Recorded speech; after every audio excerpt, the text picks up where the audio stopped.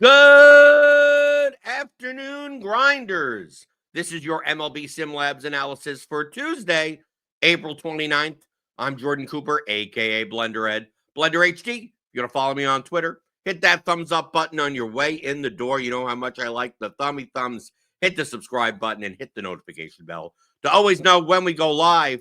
You got to tune in later today for Grinders Live at 5 p.m. Eastern, and that's followed by Crunch Time, where Kevin Roth will give you all the latest weather updates. I don't think we have anything really to worry about tonight. Some of the stuff in the earlier, kind of like the 6 o'clock-ish games, but that's not on the slate. We got a 10-game slate, but it looks like, Philly's fine, Tampa Bay's fine, Colorado's fine, New York is fine, all the greens, green, yellows. Typically, once Roth puts it as a green, typically it plays with no problem. But if you're playing the earlier slate or some of the turbo stuff early, there are some weather issues there. We won't worry about that. We got a 10-game slate. We got a decent amount of good offenses on the slate. Not as many good pitchers, though. We take a look at SimLabs for optimal versus projected ownership on starting pitcher. We got a pretty condensed group of like the highest projected raw point, median projection type pitchers. Tops on the slate is Freddie Peralta at Chicago, 10.3K. We got Jacob deGrom against the Athletics at 8,800. Garrett Crochet at 10.5 against Toronto. Bryce Miller, 8,200 against the Angels. And then can you take a shot on like a Smith Shawver?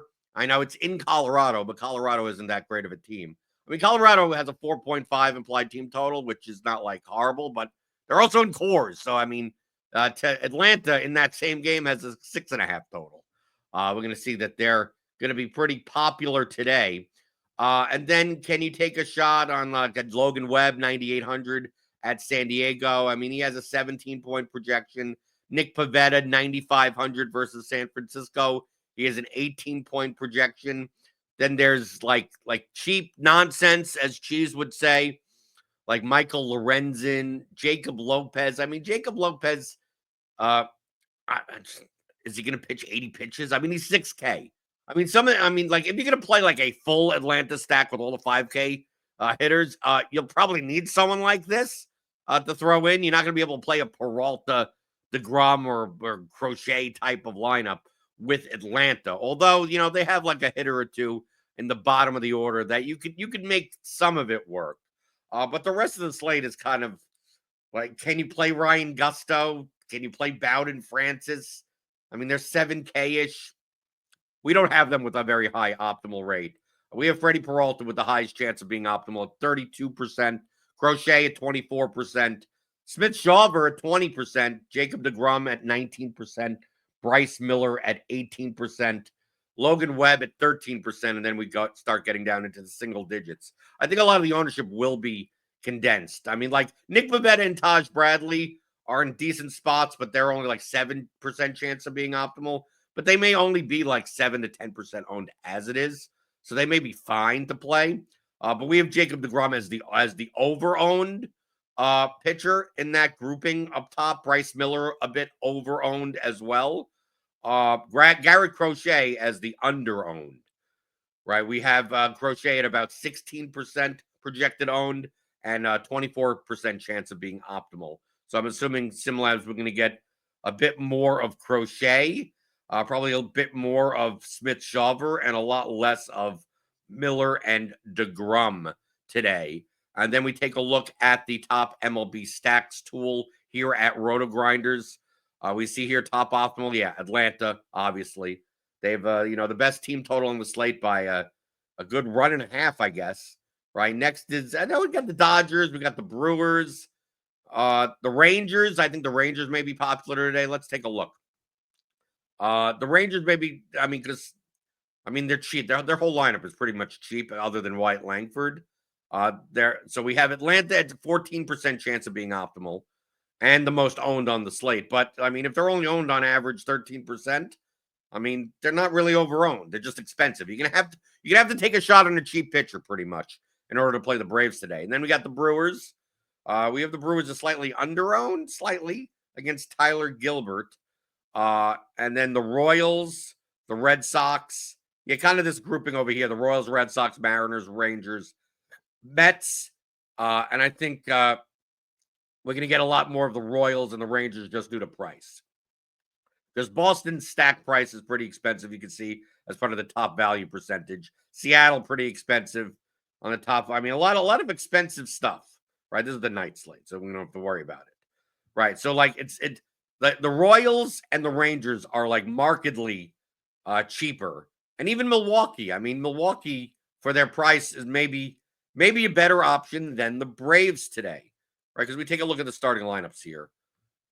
Starting lineups for like the Royals. Like the Royals are dirt cheap. Other than Bobby Witt, they're very cheap. But I mean, they only have a 3.84 implied team total against Todd Bradley. So I don't know how out of the way on a 10-game slate I'm going to go for the Royals, but they may come in pretty low owned.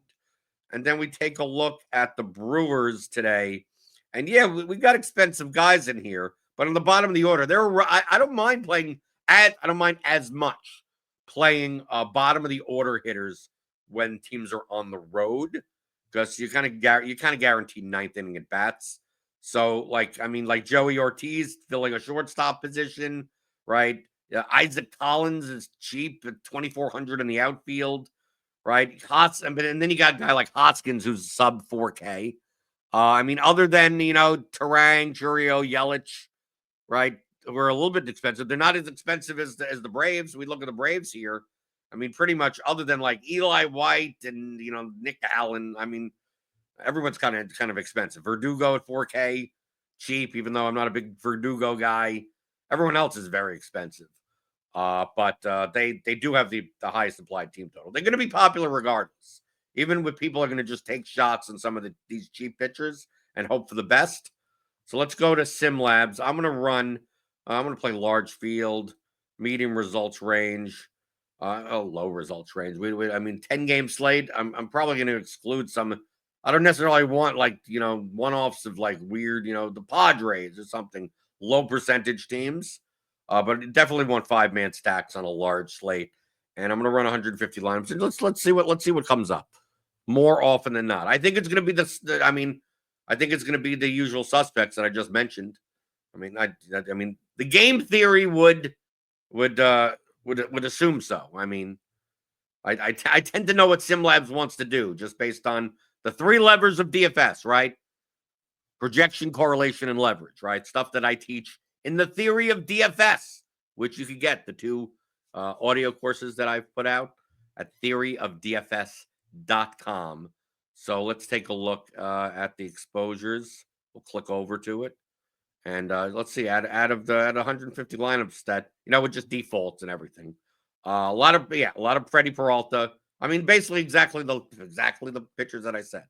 Peralta, Crochet, DeGrom, Miller, some Webb, some Lopez and Smith-Shawver, a little bit of Lorenzen, not much Taj Bradley, not that much Nick Pivetta, right?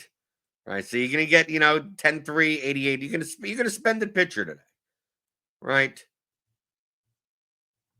And that's why I don't expect like Atlanta to come up as much. I'm going to go to the stacks, the teams, right? Like Atlanta, you're getting 15%. You're still getting a good amount, right? Not as much Rangers as I thought, but more Royals. Even though Royals only have a 3.84 implied team total. So Royals, Mets, and Mets are in a good. I mean, the Mets, obviously, Citi Field is not the greatest hitting environment as a stadium, but we can see here in the weather report that winds are ripping out to left at 20 miles an hour. So that should increase the potential for home runs and extra base hits. But obviously, you got to get the ball in the air. You got to hit it hard. Going back to SimLabs. So yeah, we get the Royals, Mets, Braves, some Rockies, Rangers. Not as much Brewers, right? But you could force some of this stuff in. I mean, there are thousands upon thousands of lineups that you could play today that are profitable long term plus EV.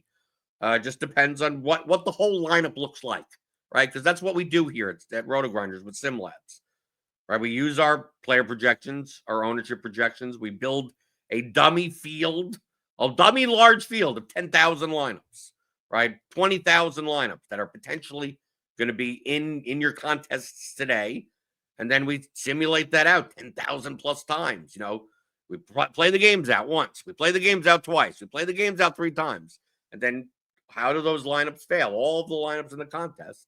And then, you average that shit out and which lineups are rated the best on average amongst all of those trials. So you could find some lineups. I mean, you could find, if you wanted to play Tampa Bay today, you could find a lineup that has a Tampa Bay stack. If you want to play Ryan Gusto today for whatever reason, fine. Find the lineup that has him or any combination therein. Or if you don't want to play certain players, like I use this as a research tool, I'm going to play 3 lineups tonight. So maybe Jacob deGrom is overowned, but I could still play a lineup with him. So I may find 1 lineup with him and 2 lineups without him. I may find a Braves line. Maybe I'm going to play a Braves lineup today. Well, what does that Braves lineup look like? There may not be as many Braves lineups as Royals lineups, according to SimLabs, but I could choose one of those Braves lineups. I mean, I could do that right here. Like, if we're going to lock in Atlanta as a team stack, right, ATL, like what do these lineups look like that have Atlanta in it? Who's in the second pitcher? What do the pitchers look like? What do the one-offs look like? So I'm going to put in for 20 and see what these Atlanta stacks look like.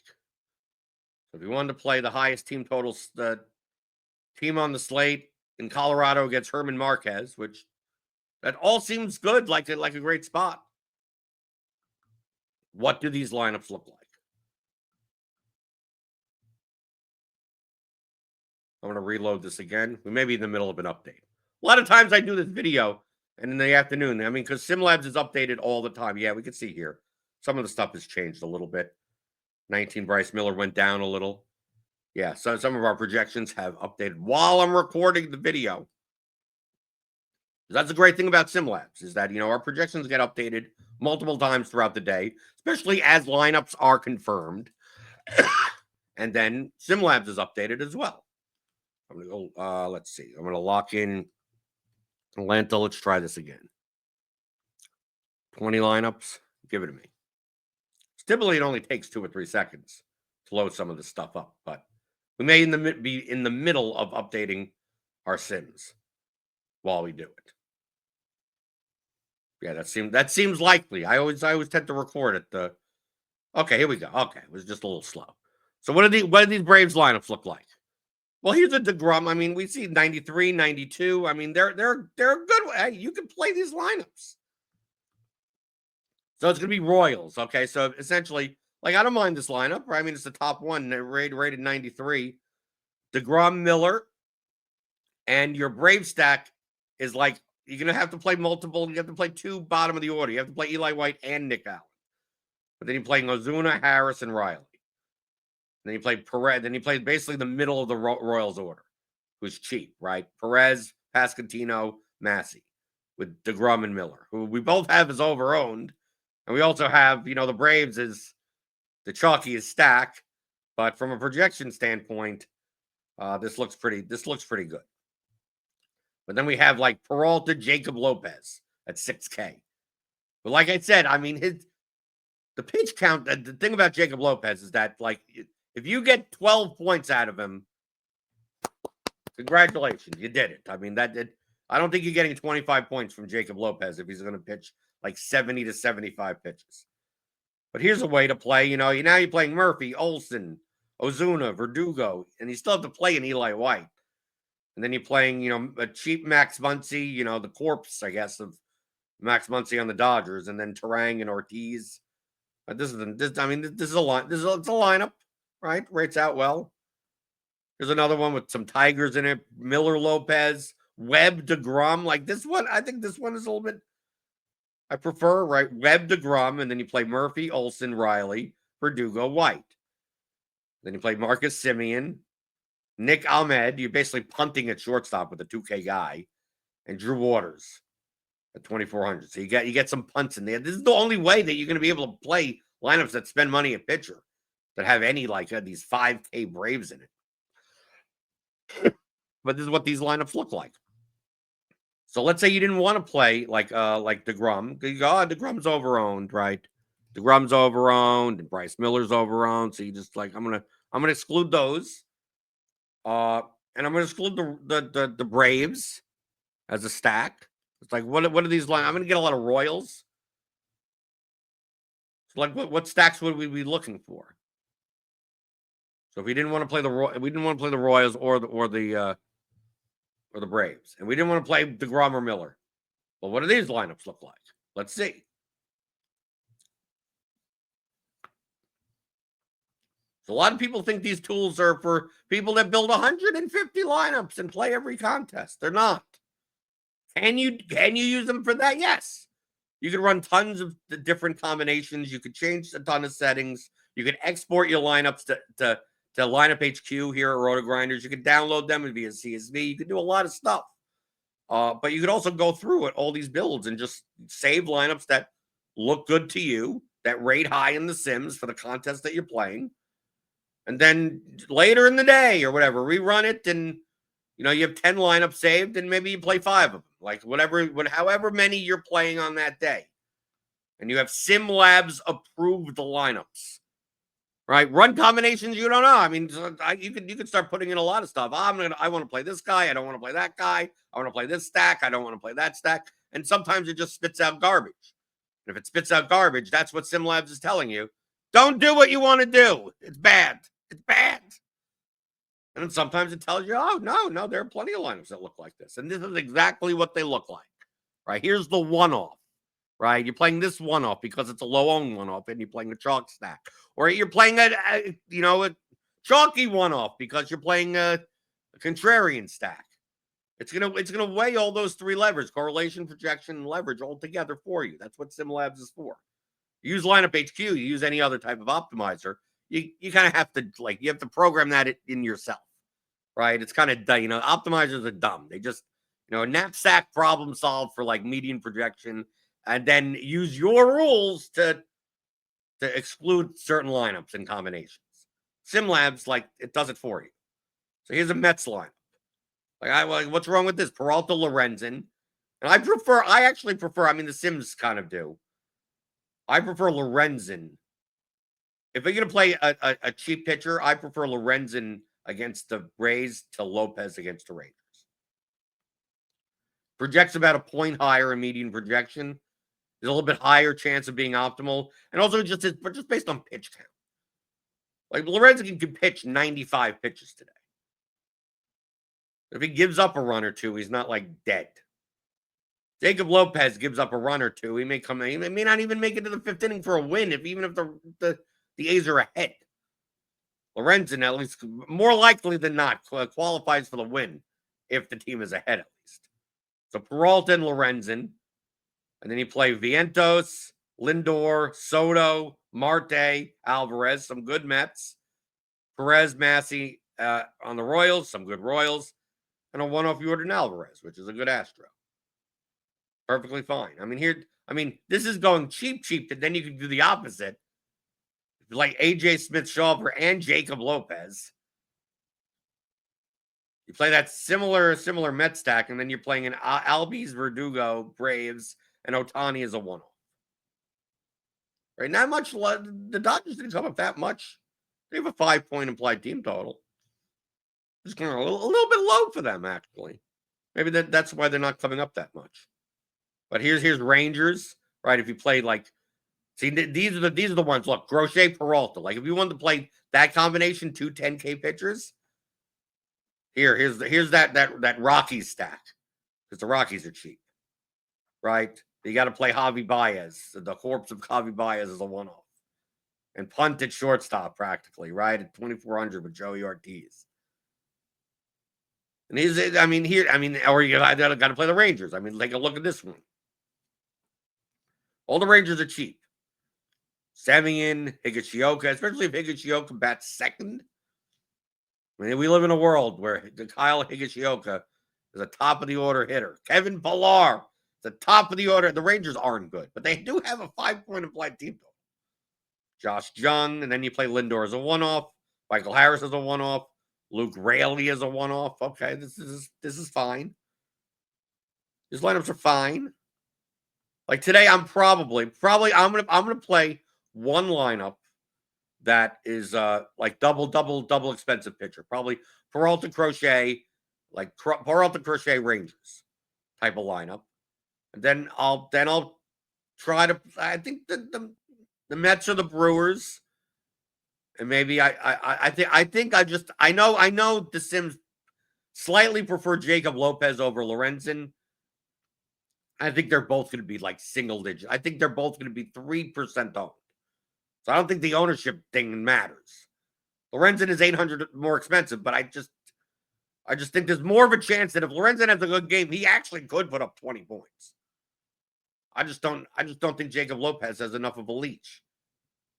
I would play Lopez as my cheap pitcher. But something like that. Something like, one lineup with the Rangers, probably one lineup with the Royals, one lineup with the Mets, and maybe just fade core. I mean, a lot of times what I do when I have a limited amount of lineups is I just fade cores. If cores is going to be chalky, I just fade and hope for the best. Hope for the best. But it is going to be hard to play the Braves. Like, the thing is that we have them as like the chalkiest stack, but you see here in the Sims, it is tough to play the Braves. You're going to have to take a shot on some 6K, low 7K pitcher, or not play Freddie Peralta or Crochet. You're going to play a DeGrom Lopez lineup type of thing and just hope for the best. I just think on a 10, there's so many more options on a 10-game slate. I'll take my chances not playing the Braves today. But you never know. I mean, there are Braves lineups you could play, like I showed before. So that is SimLabs. I would suggest you use this obviously closer to lock as we confirm lineups and projections will change a little. Some ownership will change. But for the general direction, you can use SimLabs throughout the day. It's not like basketball where, this guy's out and everything's changed. And, half the team is out and, now all the backups playing, they're 3K and now everything, you know what it is in NBA. Baseball, it's not much like that. So you could use this throughout the day. But I do suggest using it closer to lock. And what you should do closer to lock to tune into Grinders Live and Crunch Time later today. You know how you know when it's on? You hit that notification bell or hit the thumb button. Like this video, subscribe to the channel, and I will see you tomorrow with another MLB SimLabs analysis on RotoGrinders.com.